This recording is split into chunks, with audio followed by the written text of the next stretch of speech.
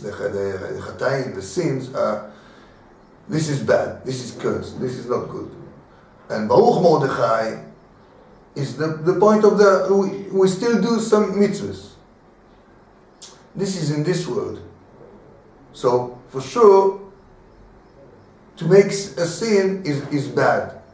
But let's go to after 120, yeah?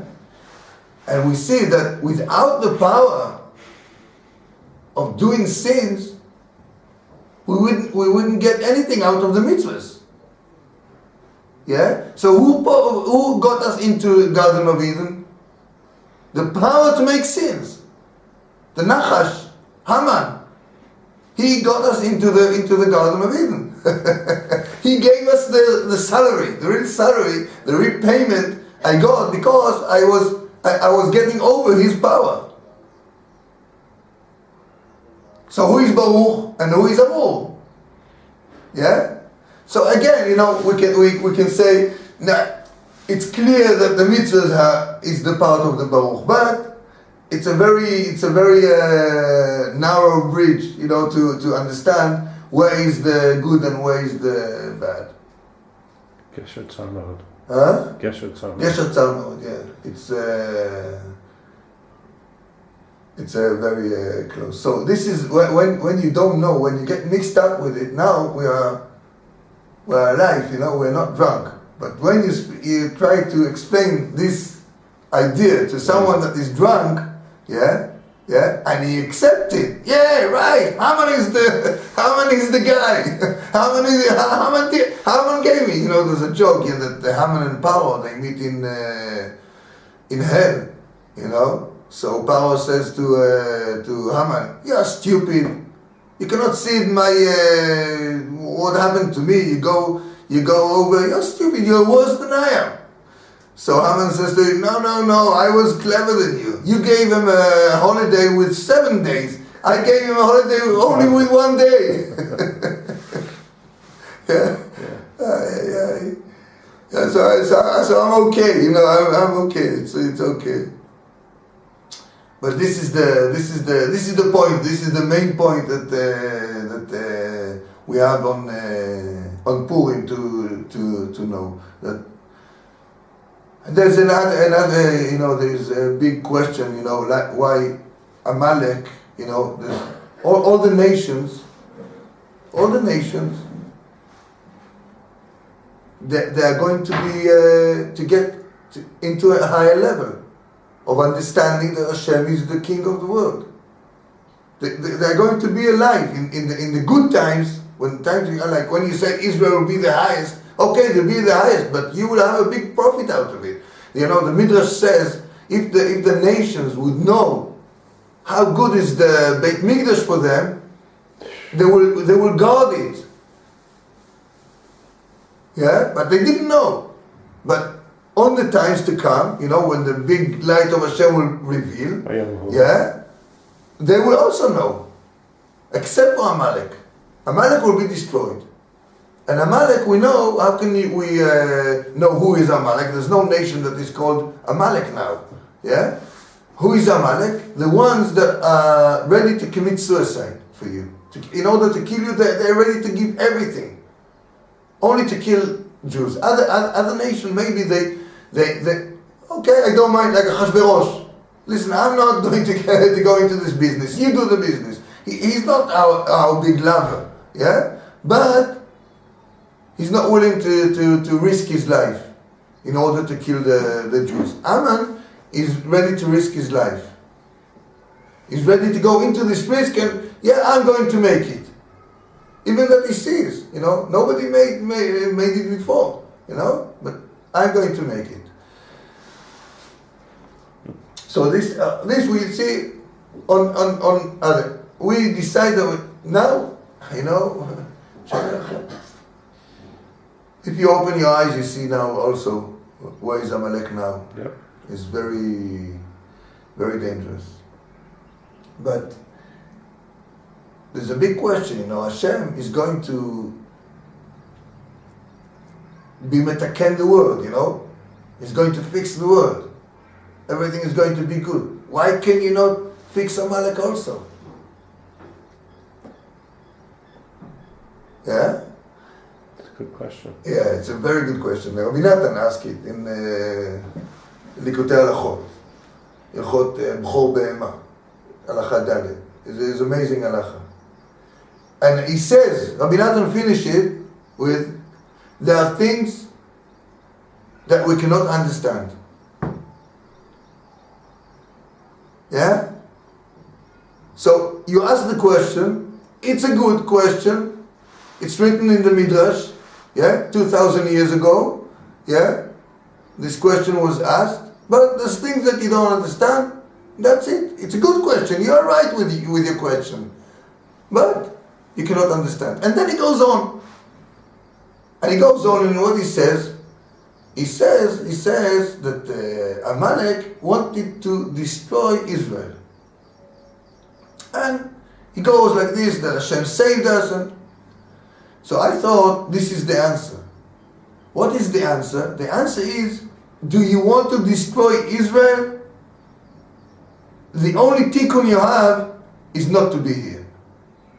If you are an enemy of Israel and you want to take money out of them and you want to lower their honor and you want okay, it's like a normal life between any man and it can be between Israel themselves.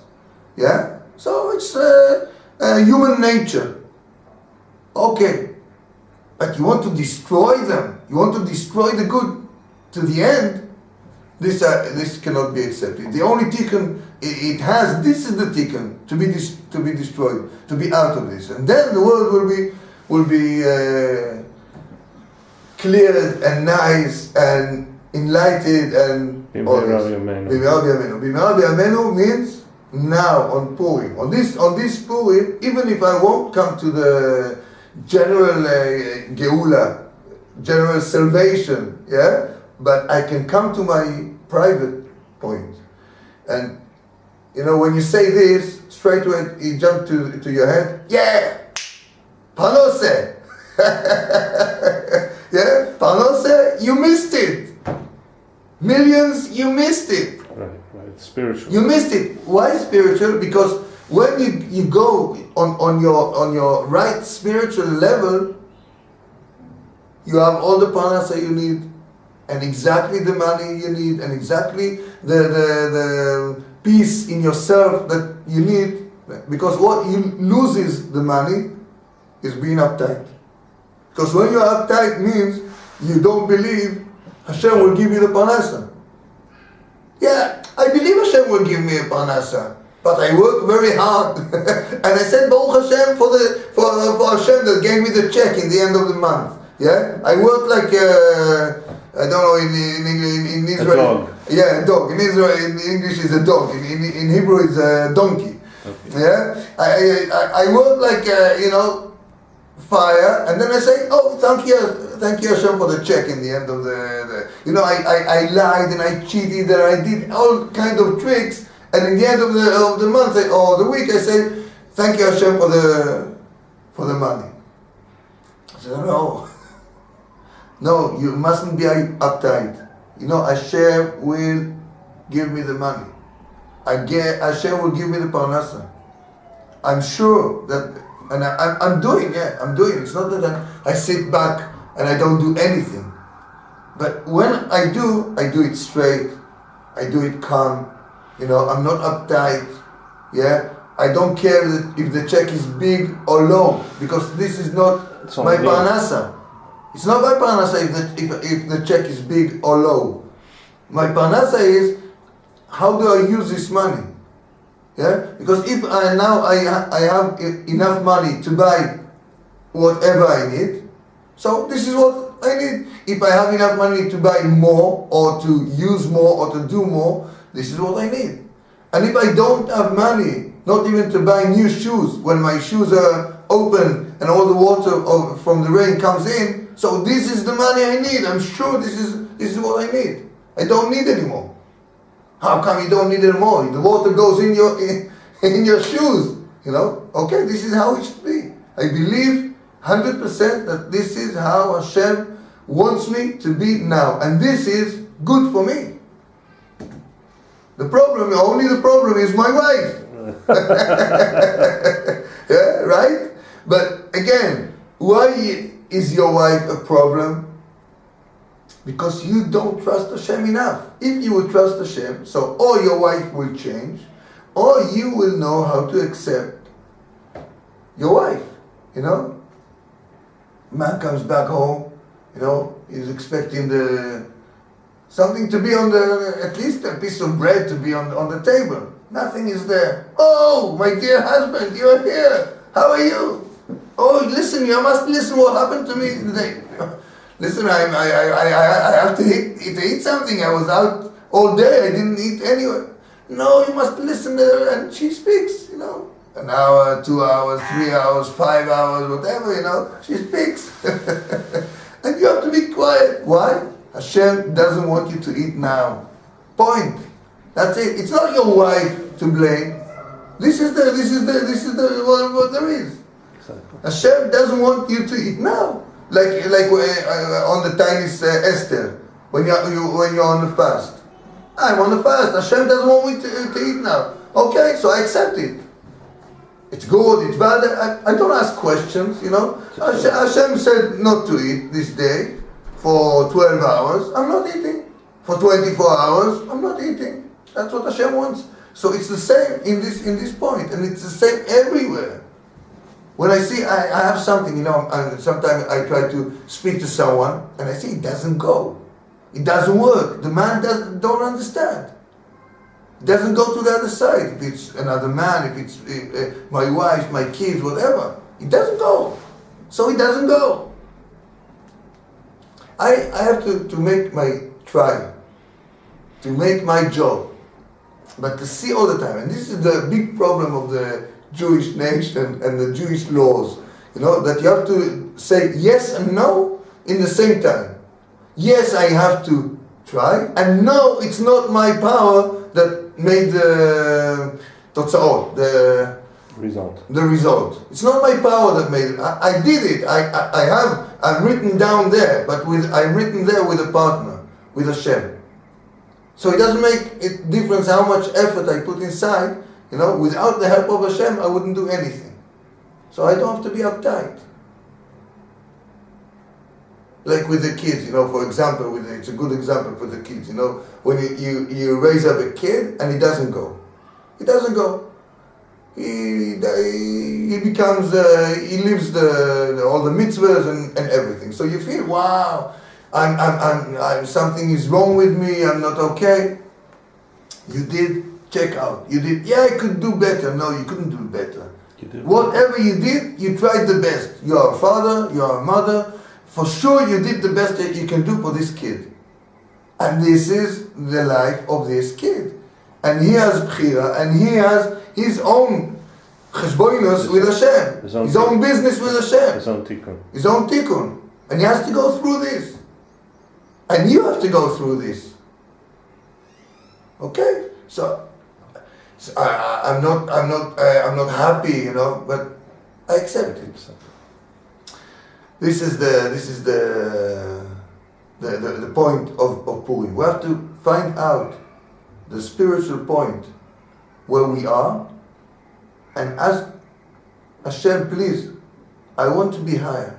I know these points, you know, for example, I have the cars point, yeah, I get annoyed very easily. I get uptight very easily. I'm afraid of everything. Each one with his problem. Look at it. Look at it with your eyes good and say, let me go out of this problem. Let me go into the emunah. That everything in my life will be only emunah. Everything will be only emunah.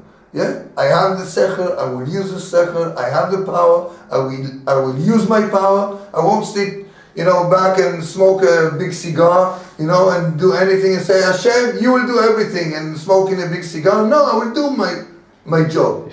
But with emunah. I'm going to be a Munich man. A Munich man. I want to be a Munich man that every point, every time in my life I will be in emunah and I will understand You know, like for the example, you know, I just saw it now, you know, this example that you cannot pass what you want to the man that you speak to. Why? Because you are not supposed to give it to him. You are not supposed to give it to him. It's not good for you that he will understand. For him. Him is you, because you may be, it's not good for me that he will understand. Why? Because if he will understand what I say, yeah, he will do something that in the end it's going to harm me. So Hashem doesn't let him understand. Or he fall asleep. I gave a shiur, this shiur that I went to give. There were kids there. So I said, I really want to speak about this Kabbalah idea. But there's kids here, But anyway, the kids will think that they are good. They were kids, let's say 12 years old, 14 years old. I start speaking, and after 5 or 10 minutes, one said to the other, "Let's go, it's boring." And they went out. Yeah? And then I could really speak out, whatever I want to speak. Because kids of 10 years old, I don't want to speak to them these things. You can see Hashem is ruling the world, and he's making his business very good, and he's doing it very good, and all we can do is accept it and believe that this is the right thing for us to happen, whatever is happening now. Okay, so this is Purim. This is the main point of Purim, that we have to go to the Sadeh and speak, and when we are getting to the point of being drunk, then ask Hashem, because then we don't have it's only emunah. The sechel is gone. A drunken man doesn't have any sechel. He is really out of his mind. Yeah. So now is the time to check your emunah. Now is the time Hashem is expecting you to speak to him, to say, "Please help me," and he will help you. Ezrat Hashem. Ezrat Hashem.